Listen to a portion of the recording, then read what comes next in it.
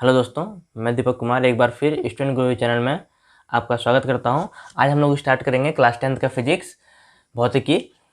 वैसे तो फिर हम लोग को साइंस में हम लोग को विज्ञान में 3 चीज़ों का अध्ययन करना पड़ता है। हम लोगों ने क्लास 9 में भी जिस तरह से अध्ययन किया है उस तरह से क्लास 10 में भी अध्ययन करना पड़ता है, जिसमें आपका फिजिक्स, केमिस्ट्री और बायोलॉजी तीनों का अध्ययन करना पड़ता है। लेकिन हम लोग पहले स्टार्ट करेंगे फिजिक्स को। इसको चैप्टर बाय चैप्टर हम लोग पार्ट 1, 2 में ऐसे करके लेके आएंगे, क्योंकि थोड़ा बड़ा बड़ा चैप्टर है, थोड़ा लंबा चैप्टर जाता है। तो हम लोग पार्ट 1, 2 में कोशिश करेंगे कि दो ही पार्ट में इसको एक चैप्टर को ख़त्म कर देने का। इसके बाद फिर हम बायोलॉजी का लेके आएंगे क्लास 10th का, और कोशिश करेंगे कि आप लोगों को केमिस्ट्री क्लास में हम लें, क्योंकि टाइम नहीं मिलता है। तो क्लास 10th का फिजिक्स स्टार्ट करने से पहले हम लोग को ये जानना जरूरी है कि क्लास 10th में फिजिक्स में किस किस चैप्टर के बारे में अध्ययन करना पड़ता है। और अगर आप लोगों ने मेरा क्लास 9th का जो पहला फिजिक्स का चैप्टर है उसका पार्ट 1 अगर देखा है, तो उसमें आप लोगों ने जान ही लिया होगा कि विज्ञान किसे कहते हैं और फिजिक्स की उत्पत्ति कहाँ से हुई है, साइंस की उत्पत्ति क्या हुई है, साइंस हम लोग क्यों पढ़ते हैं, किस चीज़ के बारे में अध्ययन करने को साइंस कहा जाता है। ये सब हमारा क्लास 9th का जो चैप्टर 1 है फिजिक्स का, उसका पार्ट 1 में सारा चीज़ है। लेकिन जो विद्यार्थी नए हैं वो चैनल को सब्सक्राइब कर लें। उनके लिए ही खास करके हम बता देते हैं कि साइंस क्या है, विज्ञान क्यों पढ़ते हैं हम लोग, फिजिक्स का अध्ययन क्यों किया जाता है। ये सारा चीज़ हम आप लोगों को शॉर्ट में थोड़ा बता देते हैं। लेकिन इससे पहले आप लोग चैनल को सब्सक्राइब कर लें और अपने दोस्तों में अधिक से अधिक शेयर करें, ताकि वो लोग भी इसका जानकारी प्राप्त कर सकें और क्लास 10th में अच्छे मार्क्स से पास हो पाएँ। ये जो हमारा बैच चल रहा है दोस्तों, ये 95 मैं नहीं कहूँगा, लेकिन 92, 95 इसका बैच रहेगा। अगर आप लोगों ने फिजिक्स, केमिस्ट्री और बायोलॉजी स्टूडेंट गुरु चैनल पे सारा जितना भी वीडियो आएगा सबका अध्ययन कर लें, नोट्स बना लें, उसका तैयारी कर लें, और लास्ट टाइम में मैं जो PDF प्रोवाइड करूँगा उसको तैयारी कर लें, तो मैं आपको दावे के साथ कर सकता हूँ कि 90 से लेकर 95 आप साइंस में नंबर लेके आएंगे। ऑफलाइन क्लासेस जहाँ हम करते हैं वहाँ पे आज से 2 साल पहले, लॉकडाउन से 1 साल पहले, हाई स्कूल टॉपर रही एक बच्ची, उसका नंबर 92 था। और उसके नेक्स्ट सेशन में एक लड़का 89 से, एक मार्क्स से पीछे रह गया, 89 से वो भी हाई स्कूल टॉपर रहा। पूरे हाई स्कूल में साइंस में सबसे अधिक उसी बच्चों का नंबर था। तो मैं बड़ाई नहीं करता हूँ, बच्चों ने भी तैयारी किया था, आप लोग भी तैयारी करेंगे, आप लोग भी आएंगे। क्योंकि देखिए वही चीज़ वो लोग को पढ़ाते हैं, वही चीज़ आप लोग को भी पढ़ाया जा रहा है। लेकिन आप लोग अगर ध्यान दें उन लोगों की तरह, तो आप लोग भी वैसे बन सकते हैं। चलिए वीडियो को लंबा नहीं खींचेंगे, स्टार्ट करते हैं। तो हाँ, मैंने कहा कि विज्ञान, सबसे पहला बात आता है कि ये विज्ञान, साइंस, ये क्या है, ये हम लोग क्यों पढ़ते हैं। देखिए विज्ञान जो है ये 2 भागों में है, वीज और ज्ञान। वी मतलब हम लोग विस्तृत कह सकते हैं, और ज्ञान मतलब हम लोग जानकारी कह सकते हैं। विस्तृत जानकारी किसी भी चीज के विषय में, किसी भी चीज के विषय में, उसके बारे में विस्तृत जानकारी, यानी हम लोग क्लास 9 में पढ़े हैं, उसको हम रिपीट कर देते हैं कि सावधानी पूर्वक और क्रमबद्ध तरीके से प्राप्त ज्ञान को विज्ञान कहा जाता है। सावधानी पूर्वक और क्रमबद्ध तरीके से प्राप्त ज्ञान को विज्ञान कहा जाता है। वही बात आएगा विस्तृत जानकारी, यानी किसी भी चीज़ के विषय में। अगर जैसे हम पढ़ते हैं विद्युत धारा, इलेक्ट्रिक करंट, तो विद्युत धारा के विषय में ही अगर हम, देखिए इलेक्ट्रिक आ गया तो यहाँ पे हमें सावधानी से कोई भी काम करना होगा, तो विद्युत धारा के बारे में ही जानकारी प्राप्त करना क्या कहलाएगा, विद्युत धारा के बारे में भी जानकारी प्राप्त करना कहलाएगा, यानी विज्ञान कहलाएगा, विद्युत धारा विज्ञान कहलाएगा। अगर हम प्रकाश के बारे में जानते हैं तो प्रकाश विज्ञान। विज्ञान बहुत प्रकार के होते हैं। विज्ञान मतलब ही हमने अब जस्ट बोला कि विस्तृत विज्ञान को, विस्तृत जानकारी को हम लोग विज्ञान कहते हैं। देखिए विज्ञान में आपका भौतिकी विज्ञान, रसायन विज्ञान, जीव विज्ञान, भूगोल विज्ञान, और आपका बॉटनी वो भी आता है आपका। उसके जैसे कि हम लोग देख लेते हैं, देखिए विज्ञान जो है, सॉरी, विज्ञान 2 भागों में बटा हुआ है। पहला इसका आता है भौतिकी विज्ञान,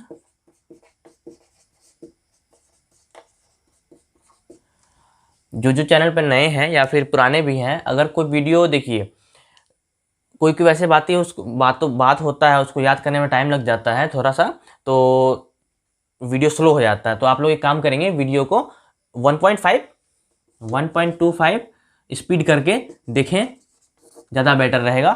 थोड़ा सा स्पीड में वीडियो निकलेगा क्योंकि मैं थोड़ा सा स्लो बोलता हूँ। तो भौतिकी विज्ञान, और अगला आता है क्या, जीव विज्ञान, क्योंकि लिखना ही पड़ता है।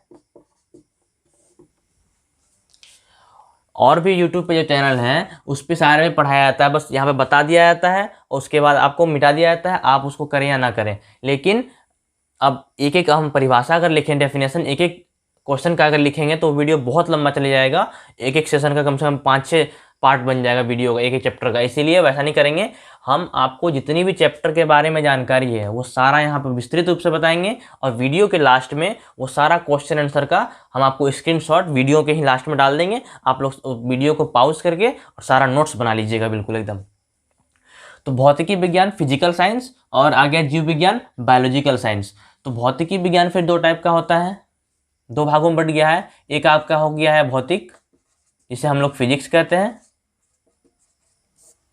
और सेकंड आपका आता है रसायन शास्त्र।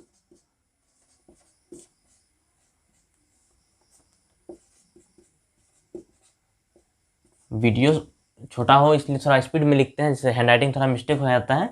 तो अगर ज़्यादा परेशानी होता है तो आप लोग कमेंट बॉक्स में ज़रूर बताइएगा। ज़्यादा परेशानी हो रहा था फिर थोड़ा और सुधार करेंगे इसमें। CHEMISTRY, देखिए हैंडराइटिंग थोड़ा मिस्टेक हो गया। केमिस्ट्री और जीव विज्ञान में आपका 2 आता है। जीव विज्ञान में भी नंबर 1 क्या आ जाएगा आपका, बोटनी, और नंबर 2 आपका क्या आता है, नंबर 2 जूलॉजी। जूलॉजी आता है, इसको कहा जाता है वनस्पति विज्ञान, उसको कहा जाता है जीव विज्ञान। तो ये था विज्ञान। तो भौतिक हम लोग जब भौतिक पढ़ेंगे फिजिक्स, यही हम लोग को 3 अभी पढ़ना पड़ता है। और यहाँ जूलॉजी में हम लोग जूलॉजी में जाते हैं, बोटनी में, वनस्पति विज्ञान में नहीं आते हैं, फिजिक्स केमिस्ट्री और जूलॉजी, लेकिन करते हैं हम लोग बायोलॉजी, उसको पढ़ते हैं। क्योंकि हमारे बायोलॉजी में जो है ये दोनों के बारे में अभी मिक्सअप है। जब हम लोग 11th कर लेते हैं, 12th में जाते हैं, उस समय ये 12th भी हो जाता है। जब हम लोग BA में चले जाते हैं, पार्ट 1 में BSc करते हैं जब हम लोग, उसमें बोटनी और जूलॉजी अलग हो जाता है। लेकिन अभी हम लोग को ये कॉम्बिनेशन में पढ़ना पड़ता है, इसलिए हम लोग बायोलॉजी ही पढ़ते हैं। तो फिजिक्स केमिस्ट्री और बायोलॉजी का अध्ययन हम लोग क्लास 10th में करेंगे। तो अब हम आप लोगों को शुरुआत करते हैं कि क्लास 10th में आप लोग को फिजिक्स के अंदर कौन कौन चैप्टर का अध्ययन करना है। तो दोस्तों, फिजिक्स क्लास 10th का फिजिक्स भौतिकी में हम लोग को 6 चैप्टर का अध्ययन करना है। बारी बारी से अध्ययन करेंगे 6 चैप्टर का। तो पहले हम लोग शॉर्ट में जान लेते हैं कि किस चैप्टर के अंदर किस चीज़ के विषय में हम लोग को अध्ययन करना है। देखिए, पहला चैप्टर है प्रकाश का परावर्तन, इंग्लिश में कहते हैं रिफ्लेक्शन ऑफ लाइट। इसमें जो प्रकाश होता है, किसी भी वस्तु को हम जो देख पाते हैं वो कैसे देखते हैं, वो इसी के अंतर्गत पढ़ाया जाता है। प्रकाश का अपवर्तन, रिफ्रैक्शन ऑफ लाइट, इसमें हम लोग पढ़ते हैं। इस चैप्टर के अंदर हम लोग अध्ययन करते हैं कि जब हम पानी में किसी पेंसिल या किसी चीज़ को डुबोते हैं तो वो हल्की मुड़ी हुई क्यों प्रतीत होती है। इसके अगला चैप्टर आता है मानव नेत्र, जिसको इंग्लिश में कहते हैं ह्यूमन आइज। हम लोग किसी वस्तु को देख पाते हैं तो अपने इस आँखों के द्वारा ही देख पाते हैं। तो इस चैप्टर के अंदर हम लोग पढ़ेंगे आँखों में होने वाली बीमारी, हम लोग किससे सुधार कर सकते हैं, कौन कौन सी बीमारी आँखों में होती है, और सारा इस चैप्टर के विषय में पढ़ा जाएगा। विद्युत धारा, इलेक्ट्रिक करंट, हम लोग ओम का नियम वगैरह पढ़ेंगे। ट्रांसफार्मर कैसे बनता है, कार्य करता है, वो देखेंगे। विद्युत जनित्र कैसे, डायनेमो कैसे कार्य करता है, वो इसके अंतर्गत हम लोग देखेंगे। विद्युत धारा का चुंबकीय प्रभाव, इसमें हम लोग फ्लेमिंग का दायां हस्त नियम, बायां हस्त नियम, ये सब का अध्ययन करेंगे। अगला है ऊर्जा के स्रोत, हम लोगों को पॉल्यूशन वगैरह के बारे में इसी में पढ़ेंगे। और हम लोग और कहाँ कहाँ से एनर्जी का स्रोत प्राप्त करते हैं। जैसे हम लोग इलेक्ट्रिक जो बनाते हैं, विद्युत धारा जो हम लोग बनाते हैं, वो हवा के माध्यम से बनाया जाता है, पानी के माध्यम से बनाया जाता है, वो और किन किन माध्यमों से बनाया जाता है, वो हम लोग इस चैप्टर में अध्ययन करेंगे। इग्नोर कीजिएगा। तो ये 6 चैप्टर के विषय हम लोग पढ़ेंगे। सबसे पहला चैप्टर है प्रकाश का परावर्तन। तो अब हम लोग स्टार्ट करते हैं प्रकाश का परावर्तन जल्दी से। तो दोस्तों, अब हम लोग स्टार्ट करते हैं प्रकाश का परावर्तन, क्लास 10th का पहला चैप्टर फिजिक्स का। इस चैप्टर में सबसे अहम जो है, सबसे इम्पोर्टेंट जो है, वो है लाइट। इस चैप्टर का सबसे इम्पोर्टेंट जो चीज़ है, टॉपिक है, सबसे इम्पोर्टेंट जो है वो है लाइट।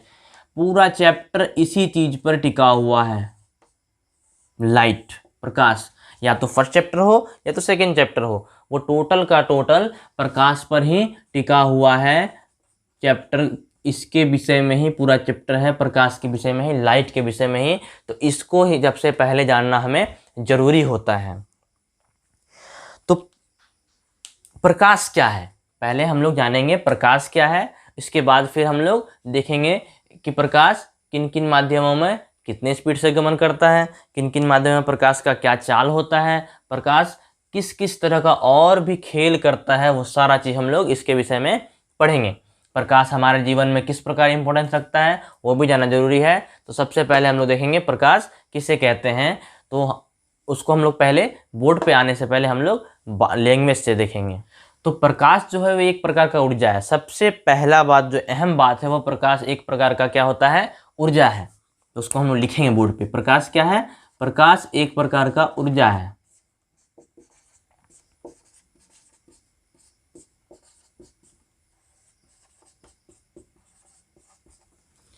अब प्रकाश एक प्रकार की ऊर्जा किस प्रकार है, देखिए हम लोग सोलर प्लेट का ही उपयोग करते हैं बैटरी को चार्ज करने के लिए। बैटरी को एनर्जी मिलती है तो वो सूर्य के प्रकाश से ही मिलती है, यानी कि प्रकाश एक प्रकार का ऊर्जा हुआ। सेकेंड हम लोग देखते हैं प्रकाश क्या है, एक तरंग है। प्रकाश क्या है, एक तरंग है।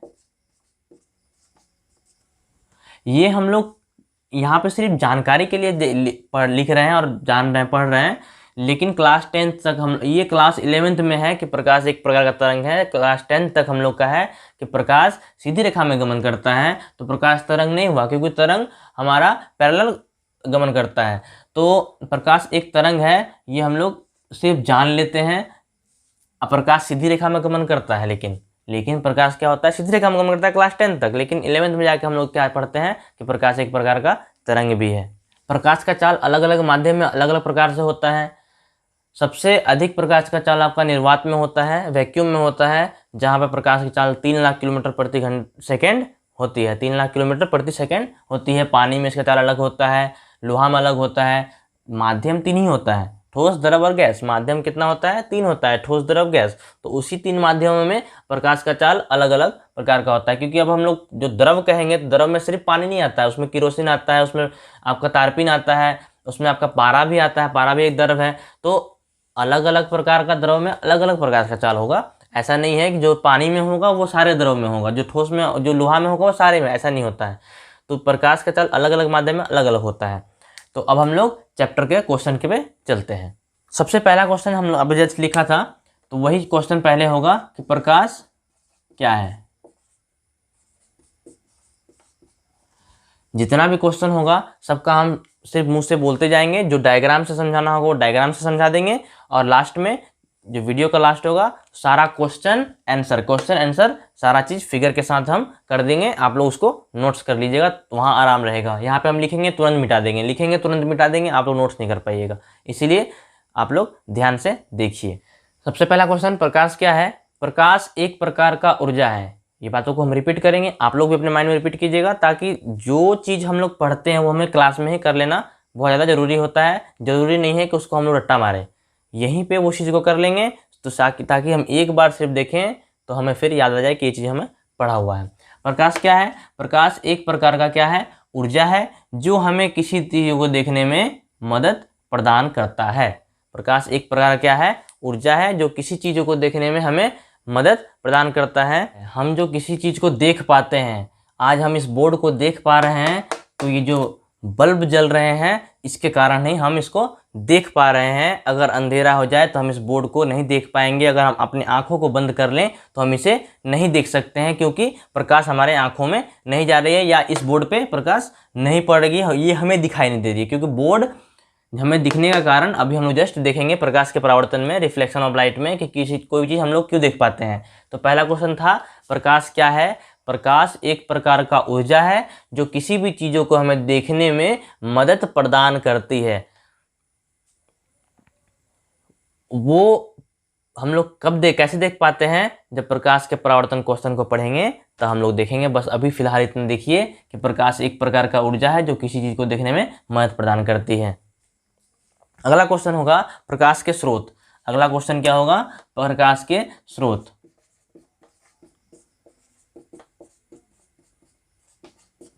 अगला क्वेश्चन क्या है? प्रकाश के स्रोत। तो प्रकाश का जो स्रोत है वो दो स्रोत है। प्रकाश के दो स्रोत हैं। पहला,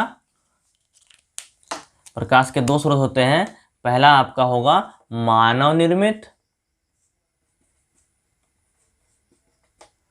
सेकंड आपका होगा प्राकृतिक। मानव निर्मित स्रोत, प्राकृतिक स्रोत। प्रकाश का स्रोत का अर्थ है कि प्रकाश हमें किन किन चीजों से मिलती है। तो प्रकाश हमें दो ही प्रकार की चीजों से मिलेगी। या तो वो मानव के द्वारा बनाया गया कोई ऑब्जेक्ट हो जिससे प्रकाश निकलता हो, लाइट निकलता हो, हमें लाइट मिलता है, या फिर प्राकृतिक होगा जिसे हमें लाइट मिलता है। तो हम लोग देखेंगे मानव निर्मित में क्या हो गया, जैसे बल्ब। बल्ब एक प्रकार का क्या हो गया? प्रकाश का स्रोत हो गया। इससे हमें रोशनी मिलती है, प्रकाश मिलता है, लाइट मिलता है। तो वो लेकिन किसके द्वारा बनाया गया है? मानव द्वारा। मोमबत्ती, टॉर्च, इस प्रकार का ढेर सारा ऐसा चीज है जिससे हम लोग को रोशनी प्राप्त होता है। और प्राकृतिक में आपका हो जाएगा सूर्य, तारे। ये क्या हो गया? ये प्राकृतिक स्रोत हो गया। इन चीजों से भी हमें प्रकाश मिलता है, लेकिन ये गॉड द्वारा निर्मित होता है, गॉड गिफ्टेड है, प्राकृतिक स्रोत है। अब हम लोग देखेंगे अगला क्वेश्चन को। यहां पे हम लोग को देखा प्रकाश का स्रोत। तो प्रकाश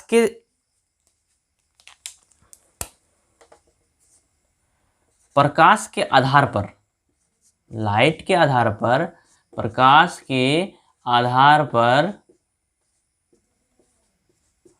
वस्तुओं को दो भागों में बांटा गया है।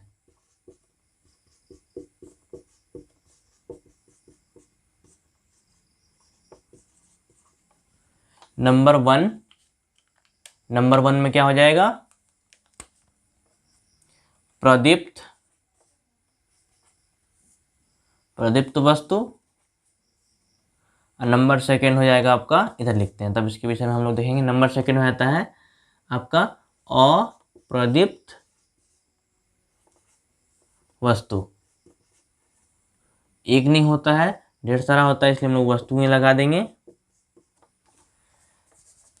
तो पहला क्या है? प्रदीप्त वस्तु। दूसरा है अप्रदीप्त वस्तु। इसका दो और एक नाम होता है दीप्तमान वस्तु। और ये हो जाएगा अदीप्तमान वस्तु।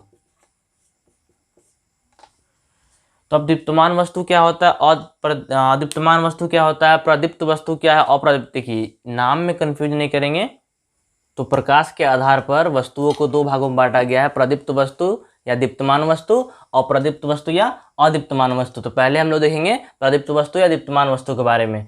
तो इसका परिभाषा होता है वैसी वस्तुएं जिनमें स्वयं का प्रकाश हो। इस वस्तु को देखने के लिए हमें किसी भी दूसरे ऑब्जेक्ट, लाइट ऑब्जेक्ट की जरूरत नहीं पड़ती है, खुद अपने दिखाई देता है। जैसे कि सूर्य को हमें देखने के लिए टॉर्च की आवश्यकता नहीं पड़ती है, बल्ब की आवश्यकता नहीं पड़ती है। सूर्य हम लोग को हमारे आंखों को अब खुद से दिखाई देता है। तारे,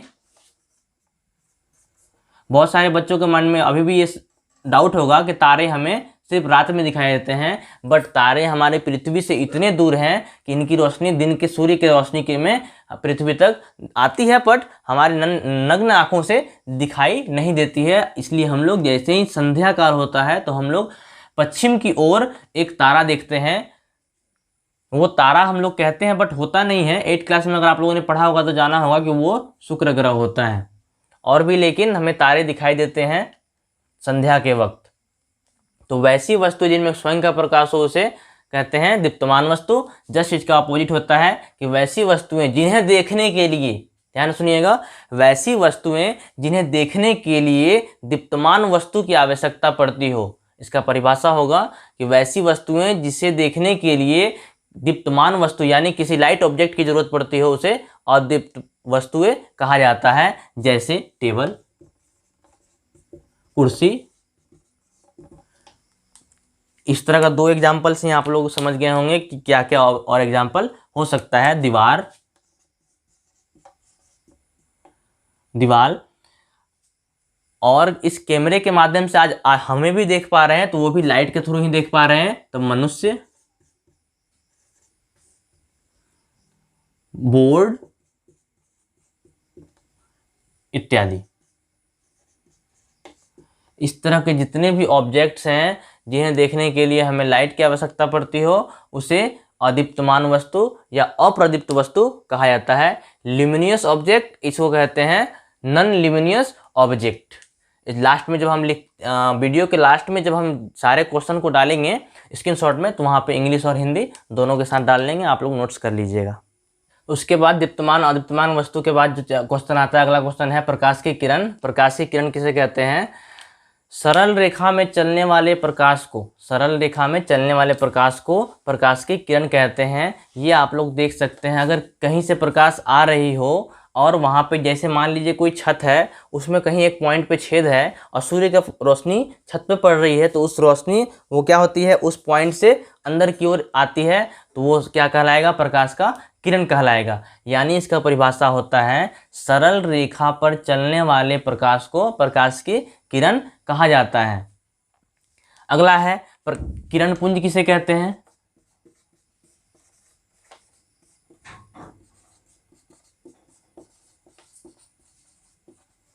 अगला क्वेश्चन है किरण पुंज किसे कहते हैं? तो हम लोगों ने अभी जस्ट पढ़ा कि किसी पॉइंट से आ रही प्रकाश की किरण, किसी पॉइंट से आ रही सरल रेखा पर आ रही प्रकाश को ही प्रकाश की किरण कहा जाता है। किरण पुंज इसका परिभाषा होता है किरणों के समूह, किरणों के समूह। अगर एक लाइट आ गया सरल रेखा पर एक प्रकाश की, देखिए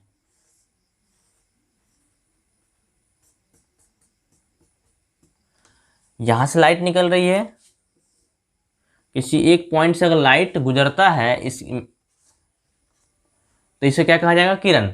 बट यहाँ से अगर इन किरणों में भी हम लोग नग्न आंखों से नहीं देख सकते कि एक ही किरण आ रही है, इसमें ढेर सारा किरण आता है,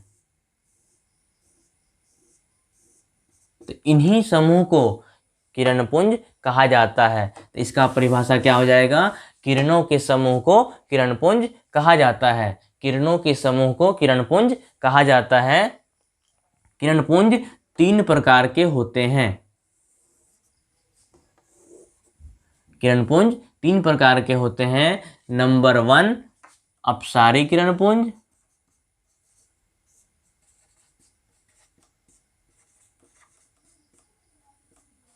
नंबर 2 अभिसारी किरण पुंज,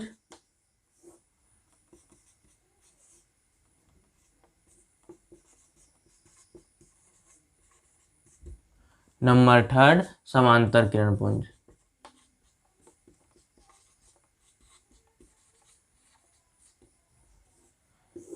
पहला क्या आता है? यहाँ पुंज होगा अपसारी किरण पुंज, अभिसारी किरण पुंज और समांतर किरण पुंज। 3 प्रकार के किरण पुंज होती हैं। तो अपसारी किरण पुंज क्या है, ये हम लोग पहले देखेंगे कि अपसारी किरण पुंज किसे कहते हैं। अगर किसी पॉइंट से, किसी लाइट स्रोत से, अगर किसी लाइट स्रोत से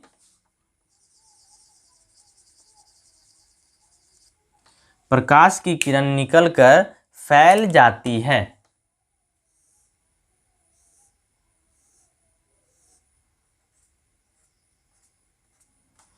अगर किसी प्रकाश स्रोत से प्रकाश की किरण निकलकर फैल जाती है तो इसे अपसारी किरण पुंज कहा जाता है। इसका परिभाषा क्या होगा? किसी प्रकाश स्रोत से, ये क्या हो गया? प्रकाश का स्रोत हुआ एक, निकलकर रोशनी क्या होती है? फैल जाती है, तो उसे प्रकाश का स्रोत कैसे कहते हैं। इसका एग्जाम्पल होता है, इसका क्या एग्जाम्पल होगा? आप लोग जल्दी से सोचिए।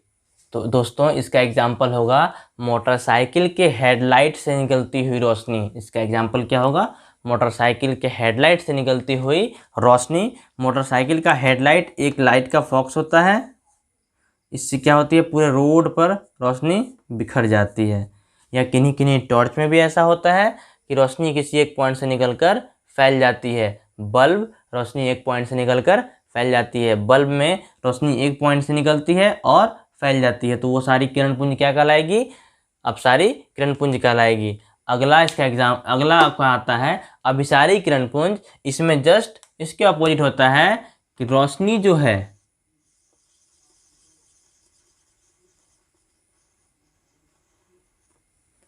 लाइट जो है वो आती तो है, ढेर सारी प्रकाश किरणें किसी एक पॉइंट पर आकर एकत्रित हो जाती है, तो ये क्या कहलाएगा? अभिसारी किरण पुंज कहलाएगा। इसमें प्रकाश जो है, लाइट जो है वो सिकुड़ती हुई प्रतीत होती है। जैसे एग्जाम्पल में लेंगे हम लोग कि आप लोगों ने नाक, कान, गले, ये जो डॉक्टर होते हैं वो लोग यहाँ पे एक पहनते हैं लेंस। आगे हम लोग देखेंगे कौन सा लेंस पढ़ते हैं, सॉरी कौन सा लेंस पहनते हैं, हम लोग आगे इसमें अध्ययन करेंगे तो हम लोग देखेंगे।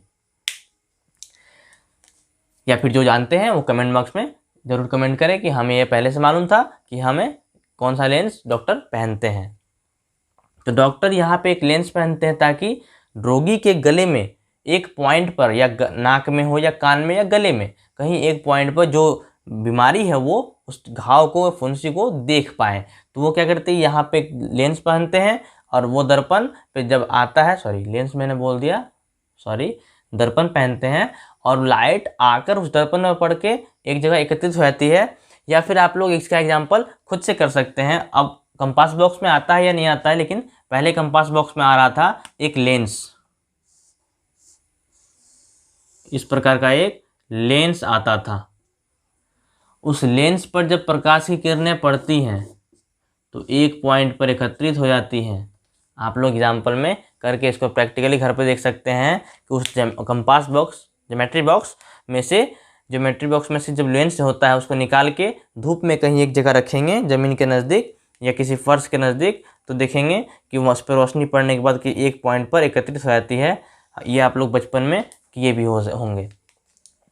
अगला आता है समांतर किरण पुंज। तो इसका परिभाषा हो जाता है कि प्रकाश किरणें जब समांतर निकल जाती हैं, प्रकाश की किरणें जब समांतर निकल जाती हैं तो इसे समांतर किरण पुंज कहा जाता है। जैसे लेज़र लाइट का लाइट जो होता है वो सीधा निकलता है, वो अपने रास्ते में जो आता है वहाँ पे स्टॉप हो जाता है अगर कोई ठोस वस्तु आ जाती है। लेकिन ये नहीं कि जब प्रकाश की किरणें रास्ते में कोई ठोस वस्तु आ गया तो थोड़ा साइड से निकल लेता है। प्रकाश में प्रकृति नहीं होती है, प्रकाश की प्रकृति यही होती है कि प्रकाश हमेशा सीधी रेखा में गमन करता है। तो समांतर किरण पुंज ये लेजर लाइट का जो लाइट होता है, इसका एकदम बहुत परफेक्ट उदाहरण है।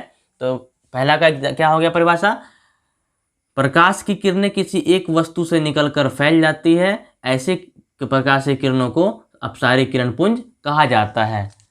प्रकाश की किरणें जब किसी माध्यम पर आकर एकत्रित हो जाती है, प्रकाश की किरणें किसी एक सरफेस पर, एक बिंदु पर आकर एकत्रित हो जाती है, उसे अभिसारी किरण पुंज कहा जाता है। प्रकाश की किरणें जब समांतर निकल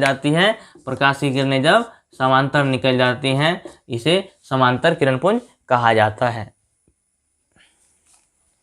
अगला क्वेश्चन होगा माध्यम के आधार पर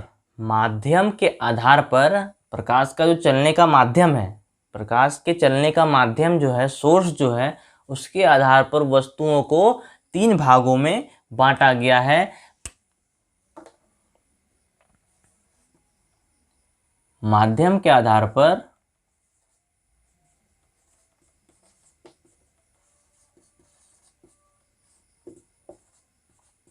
वस्तुओं को जो है वो 3 भागों में बांटा गया है।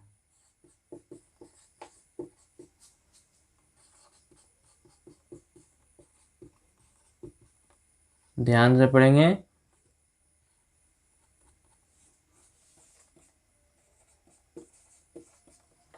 10th क्लास ही आपका बेस है, प्रथम सीढ़ी है आपके लाइफ का।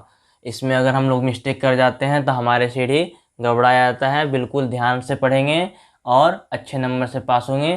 फ्यूचर यहीं से डिपेंड शुरुआत होती है। तो माध्यम के आधार पर वस्तुओं को 3 भागों में बांटा गया है। पहला है पारदर्शी वस्तुएं,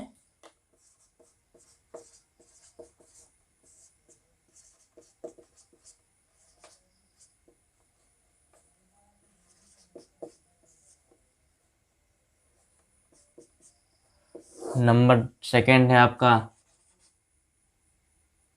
अपारदर्शी वस्तु,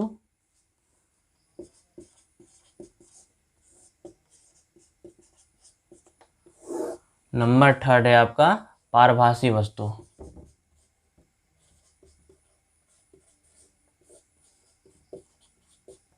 पारदर्शी वस्तु, अपारदर्शी वस्तु और पारभासी वस्तु।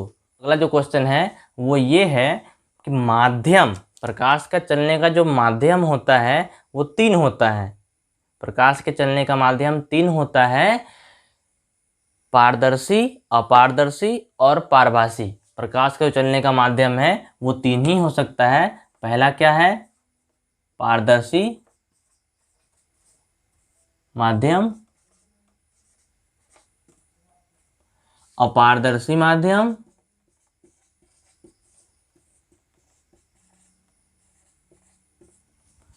और लास्ट क्या है?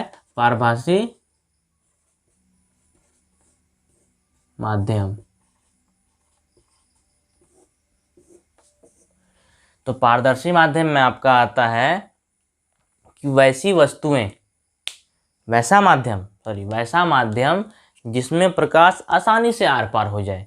वैसा माध्यम जिसमें प्रकाश आसानी से आर पार हो जाए उसको क्या कहेंगे? पारदर्शी माध्यम कहेंगे। जैसे कांच में रोशनी को पार होने के लिए कठिनाई नहीं होती है। तो कांच में जो रोशनी है वो आर पार बिल्कुल आसानी से हो जाती है। अगला हम क्या रखेंगे? हवा। पारदर्शी माध्यम है, हवा में भी रोशनी पार हो जाती है आराम से। और उसके अलावा क्या होगा? उसके अलावा पारदर्शी माध्यम में एग्जाम्पल बताइए, कमेंट बॉक्स में बताइए 1-2 एग्जाम्पल। अगला देखते हैं अपारदर्शी माध्यम। अपारदर्शी माध्यम वैसा माध्यम जिसमें प्रकाश आर पार न हो। जैसे कि ये बोर्ड, इस बोर्ड में क्या हमें लाइट तो पड़ रही है इस बोर्ड पे, उस पार का दीवार आपको दिख रहा? नहीं दिख रहा है। तो अपारदर्शी वस्तु माध्यम में क्या आ जाएगा? ये बोर्ड। माध्यम 3 ही होता है, पारदर्शी, अपारदर्शी, पारभासी। एकदम माइंड में याद रखना है। ऐसा माध्यम जिसमें प्रकाश आसानी से आर पार हो जाए उसे पारदर्शी माध्यम कहेंगे। ऐसा माध्यम जिसमें प्रकाश आर पार ना हो उसे अपारदर्शी माध्यम कहेंगे। लास्ट हमारा क्या है? पारभासी माध्यम। ऐसा माध्यम जिसमें प्रकाश अल्प मात्रा में आर पार हो, यानी थोड़ा थोड़ा पास हो। हम लोग देहाती में क्या कह सकते हैं उसको आम भाषा में? ऐसा माध्यम जिसमें प्रकाश थोड़ा थोड़ा पार हो उसको क्या कहेंगे? पारभासी माध्यम कहेंगे। जैसे तेल लगा हुआ कागज, जैसे क्या? तेल लगा हुआ कागज, घिसा हुआ कांच। तेल लगा हुआ कागज और घिसा हुआ कांच। हमें पेपर में कागज जो होता है उसमें आर पार नहीं दिखता है। मेरे पास कागज भी था। अगर कोई कागज है उसमें हमें आर पार नहीं दिखता है, लेकिन अगर इसी कागज पे अगर हम तेल डाल दें, तो वो क्या होगा? आर पार हो जाएगा। इसको भीगने के बाद वो सूख जाएगा जब, तो रोशनी जब इस पास डालेंगे हम, इस पास जब रोशनी हम डालेंगे तो क्या होगा? अल्प मात्रा में थोड़ा थोड़ा रोशनी इस पर आता है। या फिर जो कांच है, कांच मोटा अगर कोई कांच है उसको हम घिस देते हैं, उसमें भी रोशनी थोड़ा थोड़ा आर पार होता है। हेलो एंड नमस्कार दोस्तों, मैं दीपक कुमार स्टूडेंट गुरुजी चैनल में आपका फिर से स्वागत करता हूं। अभी हम लोग क्लास 10th का पहला चैप्टर फिजिक्स का पढ़ रहे हैं, प्रकाश का परावर्तन, जिसमें अभी तक हम लोगों ने पढ़ा है विज्ञान किसे कहते हैं। इसके बाद प्रकाश क्या है, प्रकाश के स्रोत, प्रतिदीप्त पिंड, दीप्त पिंड, पारभासी, अपारदर्शी, ये सब अभी तक हम लोगों ने पढ़ा था। अब इससे आगे हम लोग पढ़ेंगे कि प्रकाश का परावर्तन किसे कहते हैं। इस चैप्टर का सबसे इम्पोर्टेंट क्वेश्चन आपका है प्रकाश का परावर्तन किसे कहते हैं। ये हर साल लगभग हर साल हो या फिर एक साल गैप करके ये रिपीटेड क्वेश्चन होता है हर बार कि प्रकाश का परावर्तन किसे कहते हैं। तो पहले हम इस चैप्टर का सबसे मेन क्वेश्चन है ये, तो इसको पहले समझेंगे प्रकाश का परावर्तन किसे कहते हैं। प्रकाश का जो परावर्तन है वो यानी समझ लिए, परावर्तन का मतलब होता है कि आके उसी माध्यम में लौट जाना, जिस माध्यम से आना उसी माध्यम में फिर लौट जाना। जैसे बचपन में हम लोगों ने जब कभी अकेले में गेम खेला है, बॉल को हम लोग क्या करते थे कि दीवार पे उसको फेंकते हैं वापस आ जाता, फेंकते हैं वापस आ जाता, फेंकते थे वापस आ जाता था, ठीक है। या फिर फर्श पे ही हम लोग जंपिंग बॉल को लेते थे, नीचे मारते थे वापस आता, नीचे मारते थे वापस आ जाता था। तो और बचपन में हम लोगों ने और क्या किया है कि गाँव देहात में यूज होता था, अगर मान लीजिए हम लोग कोई अनाज को सुखा रहे हैं धो के, तो उसको उसमें चिड़िया वगैरह बैठता था, उसको भगाने के लिए हम लोग मिरर का उपयोग करते थे। मिरर का उपयोग कैसे, हम लोग छाया में धूप के साइड में बैठ के और मिरर से धूप की रोशनी को वहाँ भेजते थे, तो वो क्या होता था, चिड़िया उससे भाग जाता था डर के। तो या फिर वो एग्जाम्पल आप ले सकते हैं, किसी प्रकाश के स्रोत के सामने अगर शीशा करेंगे, दर्पण को रखेंगे, तो वो क्या होगा, उसमें प्रकाश आके टकरा के फिर वापस चली जाती है। या आप लोग प्रैक्टिकल करके देख सकते हैं। तो प्रकाश का परावर्तन को समझने के लिए एक फिगर बनाते हैं। देखिए ये समझ लीजिए कोई दर्पण है, माना कि ये क्या है, दर्पण है। प्रकाश से, सूर्य से हो या फिर प्रकाश से किसी भी स्रोत से, प्रतिदीप्त पिंड से प्रकाश के स्रोत जिस माध्यम से आया उसी माध्यम में उतना ही डिग्री का एंगल बना के, कोण बना के वो निकल जाए, तो यही प्रकाश का परावर्तन कहलाता है।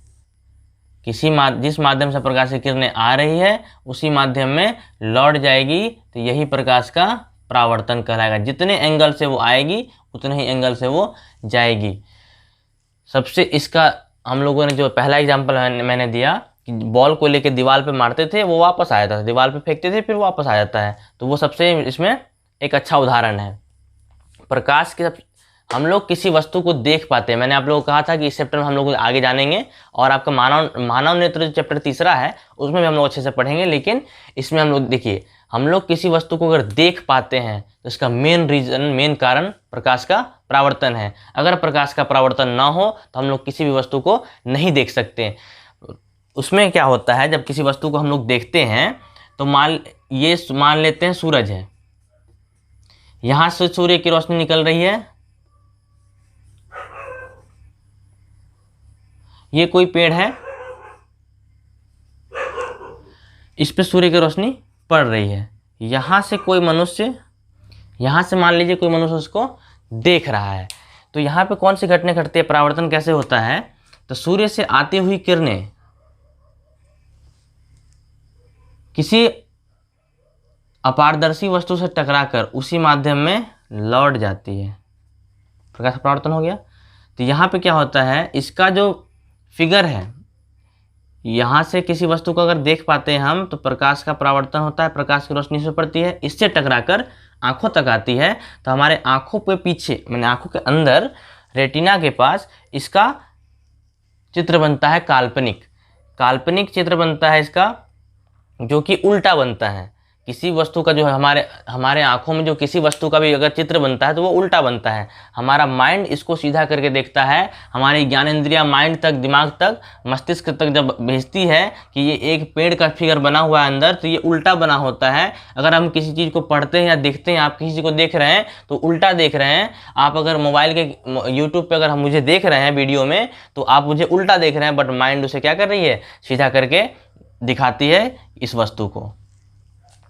तो किसी वस्तु को देखने का हमारा मेन कारण क्या है, प्रकाश का परावर्तन हो। अगर प्रकाश का परावर्तन ना हो दुनिया में हम किसी वस्तु को नहीं देख सकते हैं। चलिए इसके परिभाषा की ओर चलते हैं। तो दोस्तों ये क्वेश्चन है, प्रकाश का परावर्तन किसे कहते हैं। तो इसका परिभाषा होता है कि प्रकाश स्रोत से आ रही प्रकाश की किरणें, ध्यान सुनिएगा, प्रकाश स्रोत से आ रही प्रकाश की किरणें किसी दर्पण या अपारदर्शी वस्तु से टकराकर उसी माध्यम में लौट जाने की क्रिया को प्रकाश का परावर्तन कहते हैं। एक बार फिर से, प्रकाश स्रोत से आ रही प्रकाश की किरणें किसी दर्पण या अपारदर्शी वस्तु से टकराकर उसी माध्यम में लौट जाना प्रकाश का परावर्तन कहलाता है। क्वेश्चन का परिभाषा वीडियो के लास्ट में मिलेगा, इसको नोट्स कर लीजिएगा। इसके बाद दोस्तों इसमें क्वेश्चन है कि प्रकाश के परावर्तन कितने प्रकार से होते हैं। प्रकाश के परावर्तन के प्रकार, क्वेश्चन आंसर आपको सीरियली और क्वेश्चन फिर आंसर आपको वीडियो के लास्ट में मिलेगा नोट्स की तरह, उसको नोट्स कर लीजिएगा। यहाँ पे आपको हम सिर्फ बताते हुए सारी बातों को जा रहे हैं, ध्यान से समझते हुए चले जाइएगा, बिल्कुल हम ध्यान से समझना है। प्रकाश का परावर्तन किसे कहते हैं? प्रकाश स्रोत से आ रही प्रकाश की किरणें दर्पण या किसी अपारदर्शी वस्तु से टकराकर उसी माध्यम में लौट जाती है, इस घटना को प्रकाश का परावर्तन कहते हैं। इसका दो प्रकार से, प्रकाश का परावर्तन दो तरह से होता है, एक होता है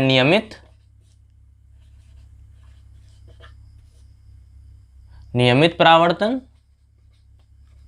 एक होता है अनियमित परावर्तन।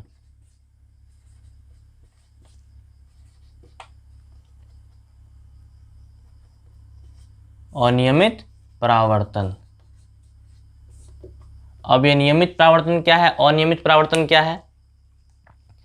किसी समतल सतह पर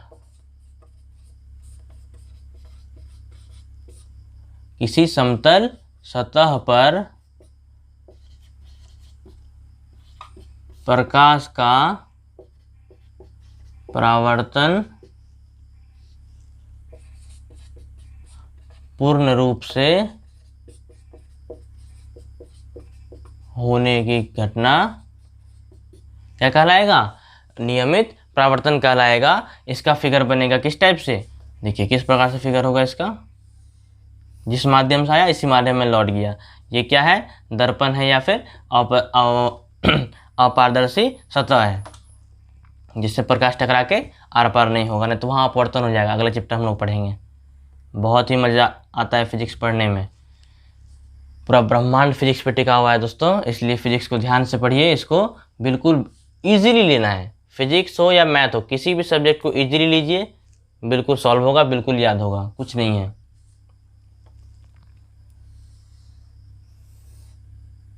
जिस माध्यम में आया इसी माध्यम में लौट गया, उतने ही एंगल से, इतने एंगल से आया, यही घटना क्या कहलाएगी? प्रकाश का नियमित परावर्तन कहलाएगा। अगला क्वेश्चन क्या था? अनियमित परावर्तन। अगला क्वेश्चन क्या था? अनियमित परावर्तन। अनियमित परावर्तन किसे कहेंगे? तो इसका जस्ट उल्टा, जब प्रकाश की किरणें किसी खुरदुरे, जब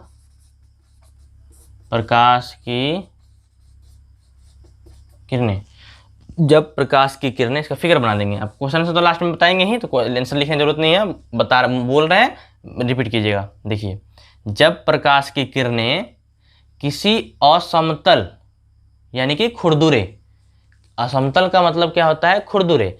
जब प्रकाश की किरणें किसी असमतल यानी खुरदुरे सतह से टकराती है तो उसका परावर्तन अनियमित रूप से होता है, यही घटना अनियमित परावर्तन कहलाता है। इसका फिगर देखिए, ये हो गया खुरदुरा, उबड़ खाबड़ जगह। इस पे जब प्रकाश की किरणें टकराती है तो वो जितना एंगल से आती है उतने एंगल से नहीं जा पाती है।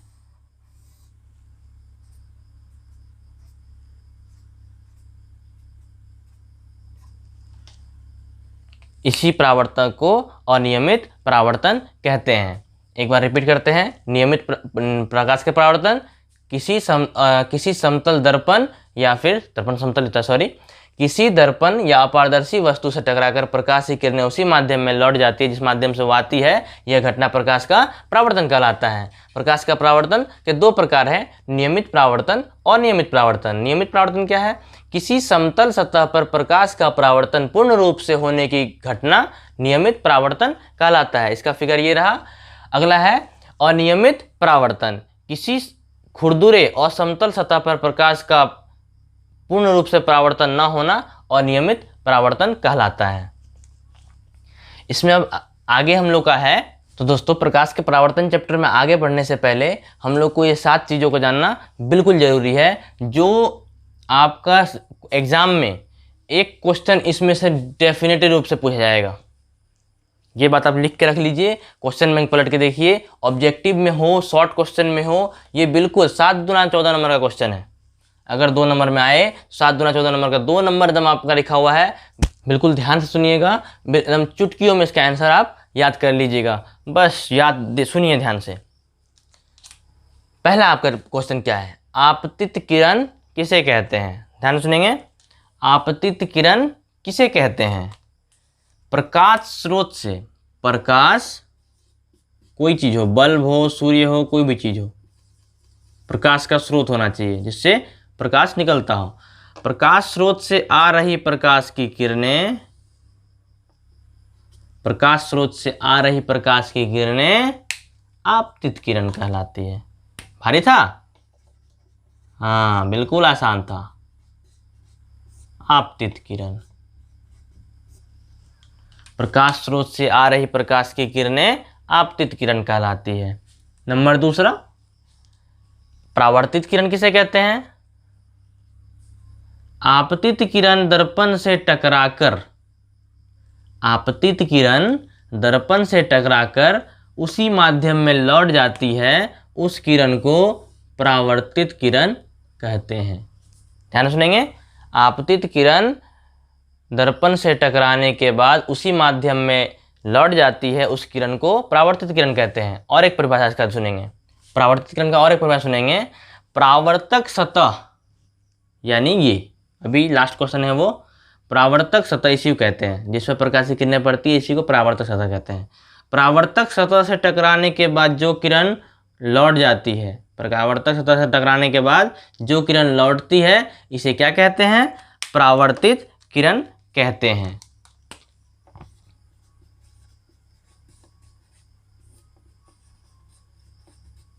जो किरण परावर्तक सतह से टकराने के बाद जो किरण लौटती है वापस, उसी को क्या कहते हैं? परावर्तित किरण कहते हैं। अगला इसमें है आपतन बिंदु। परावर्तक सतह पर, ध्यान से, परावर्तक सतह पर आपतित किरण, परावर्तित किरण जिस बिंदु पर मिलती है, इसे क्या कहते हैं? परावर्तक, इसे कहते हैं आपतन बिंदु।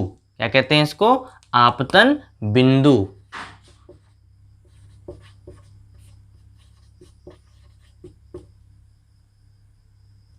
इसे नीचे करके लिखते हैं।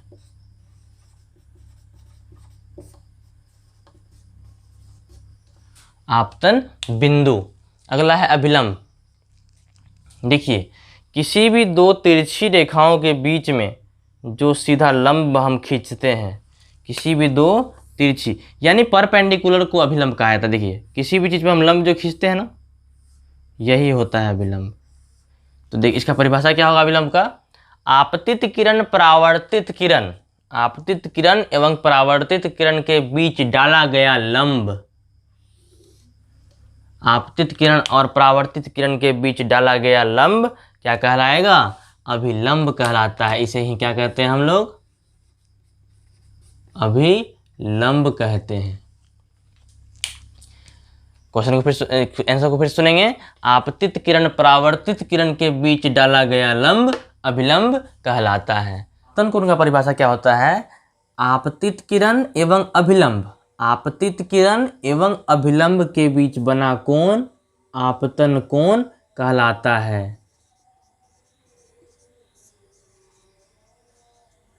जिसे इंग्लिश में कहते हैं, में इंसिडेंस रे कहते हैं। आपतित किरण, सॉरी, आपतित किरणों कहते हैं इंसिडेंस रे, तो उससे बना आपतन कोण को कहेंगे इंसिडेंस एंगल।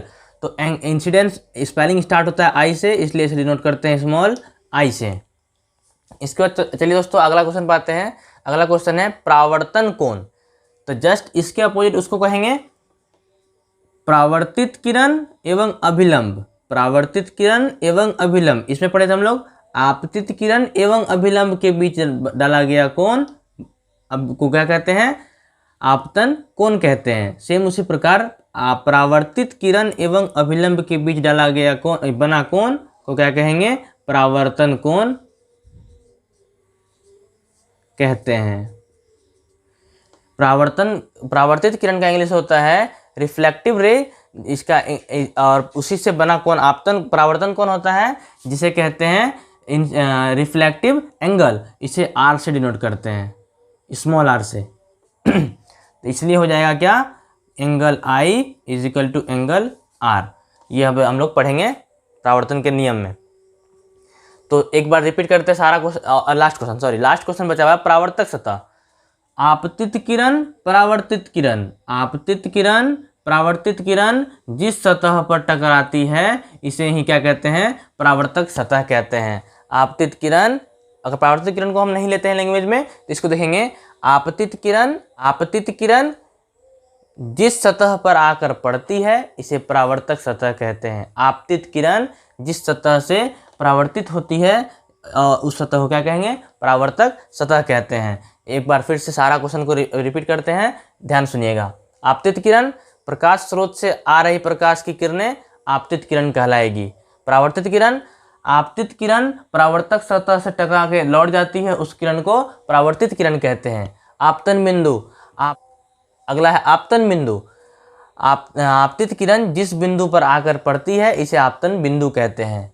अभिलंब, आपतित किरण, परावर्तित किरण, आपतित किरण, परावर्तित किरण के बीच डाला गया लंब को क्या कहेंगे, अभिलंब कहते हैं। अगला है आपतन कोण, आपतित किरण, अभिलंब, आपतित किरण अभिलंब के बीच बना कोण आपतन कोण कहलाएगा। परावर्तन कोण, परावर्तित किरण एवं अभिलंब के बीच बना कोण परावर्तन कोण कहते हैं। परावर्तक सतह, आपतित किरण जिस सतह पर आकर टकराती है उसे परावर्तक सतह कहेंगे, या फिर आपतित किरण जिस सतह पर परावर्तित होती है उसे परावर्तक सतह कहते हैं। तो इससे आगे चलते हैं प्रकाश के परावर्तन के नियम पे। तो दोस्तों अगला क्वेश्चन है प्रकाश के परावर्तन के नियम। तो प्रकाश के परावर्तन के कुल 2 नियम होते हैं। प्रकाश के परावर्तन के कुल 2 नियम होते हैं। वो नियम क्या होते हैं अब देखेंगे, पहले लिख देते हैं इसके कितने नियम हैं। प्रकाश के परावर्तन के 2 नियम हैं। प्रकाश के परावर्तन के 2 नियम हैं और ये क्वेश्चन बहुत इंपॉर्टेंट है, इसको VVI भी कर सकते हैं आप लोग। वेरी वेरी इंपॉर्टेंट क्वेश्चन है। आप लोग अगर क्वेश्चन बैंक आप लोगों के पास है तो क्वेश्चन बैंक से पलट के आप लोग देख सकते हैं कि वहाँ पे इस क्वेश्चन को कितनी बार रिपीट किया गया है। लगभग बार ये क्वेश्चन रिपीटेड क्वेश्चन होता है ऑब्जेक्टिव में, या फिर जाके आपका सब्जेक्टिव 2 नंबर में पूछ सकता है इसको। तो देखेंगे प्रकाश के परावर्तन के 2 नियम है। पहला नियम क्या कहता है, पहला नियम कहता है जब प्रकाश का परावर्तन होता है, जब भी कभी प्रकाश का परावर्तन होता है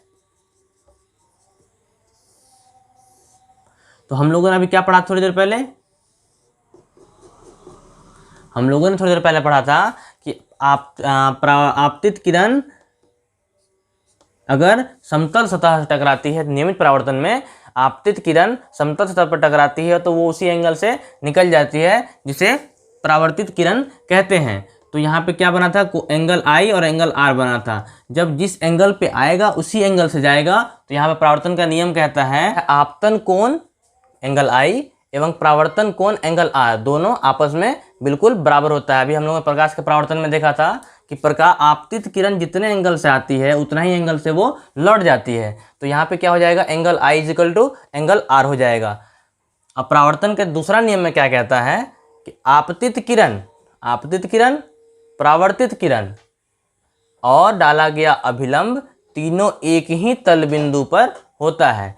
ये दोनों परावर्तन का नियम है, इसको बिल्कुल याद रखेंगे, एग्जाम में रिपीटेड क्वेश्चन है बिल्कुल।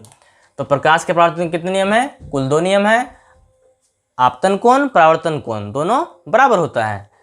दूसरा नियम क्या कहता है, आपतित किरण, परावर्तित किरण एवं डाला गया अभिलंब तीनों एक ही तल बिंदु पर होता है।